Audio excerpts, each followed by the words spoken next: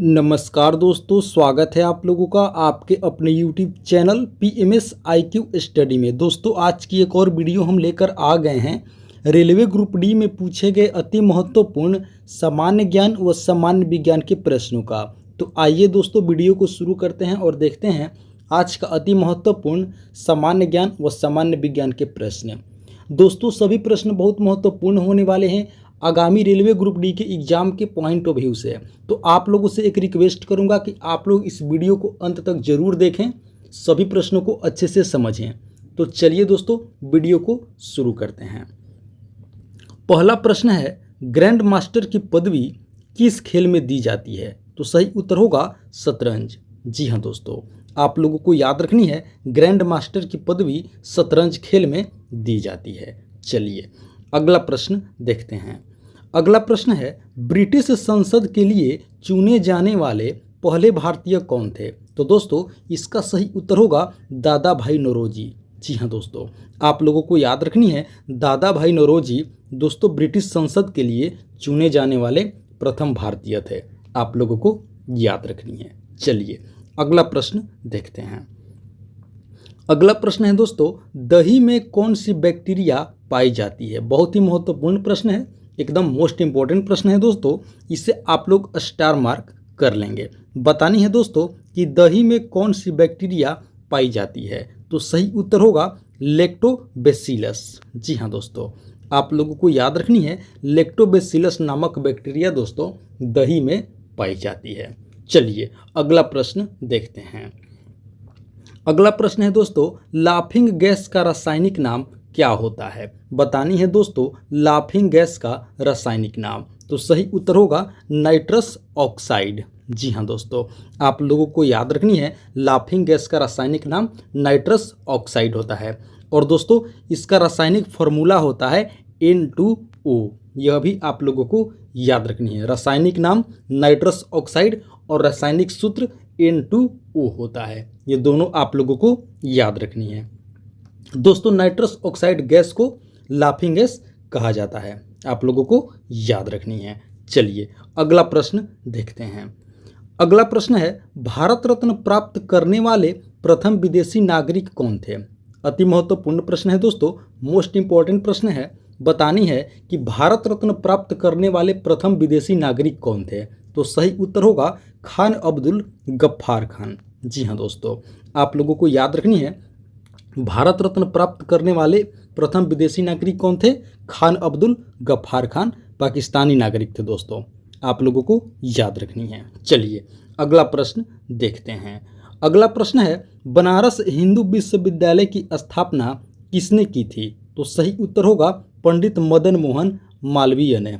जी हाँ दोस्तों, आप लोगों को याद रखनी है, बनारस हिंदू विश्वविद्यालय की स्थापना किसने की थी? तो सही उत्तर होगा पंडित मदन मोहन मालवीय जी ने। चलिए अगला प्रश्न देखते हैं। अगला प्रश्न है दोस्तों, मुस्लिम लीग की स्थापना कब हुई थी? बतानी है दोस्तों, मुस्लिम लीग की स्थापना कब हुई थी? तो सही उत्तर होगा 1906 ईस्वी में। जी हाँ दोस्तों, आप लोगों को याद रखनी है, मुस्लिम लीग की स्थापना 1906 ईस्वी में दोस्तों हुई थी। चलिए अगला प्रश्न देखते हैं।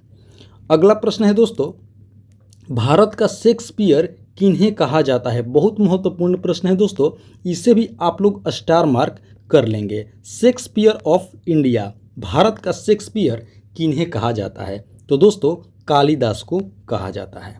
आप लोगों को याद रखनी है, कालिदास को दोस्तों भारत का शेक्सपियर कहा जाता है। चलिए अगला प्रश्न देखते हैं। अगला प्रश्न है, गैर कांग्रेसी सरकार बनाने वाला भारत का प्रथम राज्य कौन सा है? यह भी दोस्तों बहुत महत्वपूर्ण प्रश्न है। बतानी है कि गैर कांग्रेसी सरकार वाला भारत का प्रथम राज्य कौन सा है? तो दोस्तों भारत का प्रथम राज्य है केरल। आप लोगों को याद रखनी है, गैर कांग्रेसी सरकार वाला भारत का प्रथम राज्य है दोस्तों केरल। दोस्तों गैर कांग्रेसी सरकार 1957 ईस्वी में केरल में बना था, आप लोगों को याद रखनी है। चलिए अगला प्रश्न देखते हैं। अगला प्रश्न है, ग्रहों के गति का नियम किसने प्रतिपादित किया था? बतानी है दोस्तों कि ग्रहों के गति का नियम किसने प्रतिपादित किया था? तो सही उत्तर होगा केपलर ने।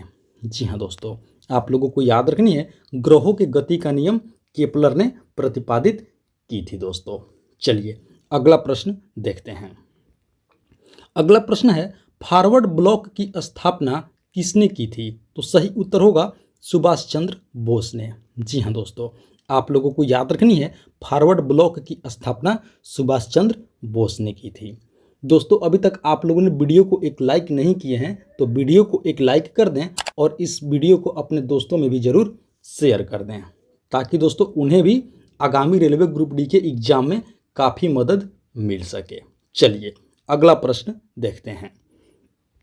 अगला प्रश्न है दोस्तों, कैल्शियम कार्बाइड पर पानी गिराने से कौन सी गैस उत्पन्न होती है? बतानी है दोस्तों कि कैल्शियम कार्बाइड पर अगर पानी गिराया जाता है तो कौन सी गैस उत्पन्न होती है? तो सही उत्तर होगा एसीटिलीन गैस। जी हाँ दोस्तों, आप लोगों को याद रखनी है, कैल्शियम कार्बाइड पर पानी गिराने से एसीटिलीन गैस उत्पन्न होती है, आप लोगों को याद रखनी है। चलिए अगला प्रश्न देखते हैं। अगला प्रश्न है दोस्तों, सूर्य की बाहरी सतह को क्या कहा जाता है? बहुत महत्वपूर्ण प्रश्न है और बार बार रिपीट होने वाले प्रश्न है दोस्तों, इसे भी आप लोग स्टार मार्क कर लेंगे, मोस्ट रिपीटेड प्रश्न है। सूर्य की बाहरी सतह को क्या कहा जाता है? तो दोस्तों सूर्य की बाहरी सतह को क्रीट या फिर कोरोना कहा जाता है।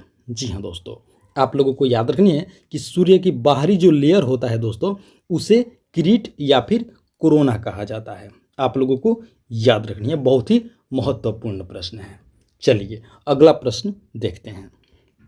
अगला प्रश्न है, कार्बन का सबसे शुद्धतम रूप कौन सा होता है? बतानी है दोस्तों कि कार्बन का सबसे शुद्ध रूप कौन सा होता है? तो सही उत्तर होगा हीरा। जी हाँ दोस्तों, हीरा जो होता है कार्बन का सबसे शुद्धतम रूप होता है, आप लोगों को याद रखनी है। चलिए अगला प्रश्न देखते हैं। अगला प्रश्न है, आर्थिक उदारीकरण का जनक किन्हें कहा जाता है? दोस्तों बतानी है कि आर्थिक उदारीकरण का जनक किन्हें कहा जाता है?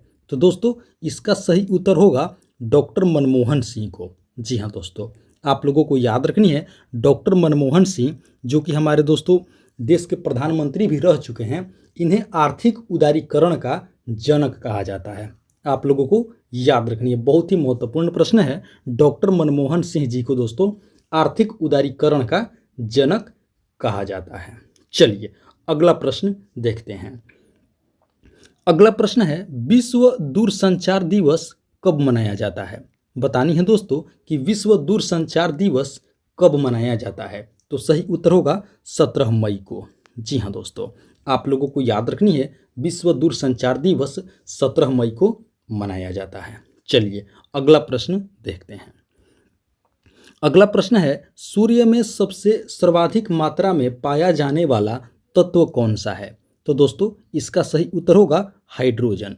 जी हाँ दोस्तों, सूर्य में सर्वाधिक मात्रा में हाइड्रोजन तत्व पाया जाता है, आप लोगों को याद रखनी है। चलिए अगला प्रश्न देखते हैं। अगला प्रश्न है दोस्तों, असहयोग आंदोलन को किस घटना के बाद वापस लेना पड़ा था? बहुत महत्वपूर्ण प्रश्न है दोस्तों, मोस्ट इंपॉर्टेंट प्रश्न है। बतानी है कि असहयोग आंदोलन को किस घटना के बाद वापस लेना पड़ा था? तो सही उत्तर होगा चौरी चौरा घटना के बाद। जी हाँ दोस्तों, आप लोगों को याद रखनी है कि जो चौरी चौरा घटना हुई थी 5 फरवरी 1922 ईस्वी को दोस्तों, इस घटना के बाद असहयोग आंदोलन को वापस लेना पड़ा था, आप लोगों को याद रखनी है, बहुत ही महत्वपूर्ण प्रश्न है। चौरी चौरा घटना के बाद यानी कि 5 फरवरी 1922 ईस्वी को दोस्तों चौरी चौरा घटना हुई थी और इस घटना के बाद असहयोग आंदोलन को वापस लेना पड़ा था। चलिए दोस्तों, आप लोग हमें कमेंट करके बताइए कि असहयोग आंदोलन कब हुआ था।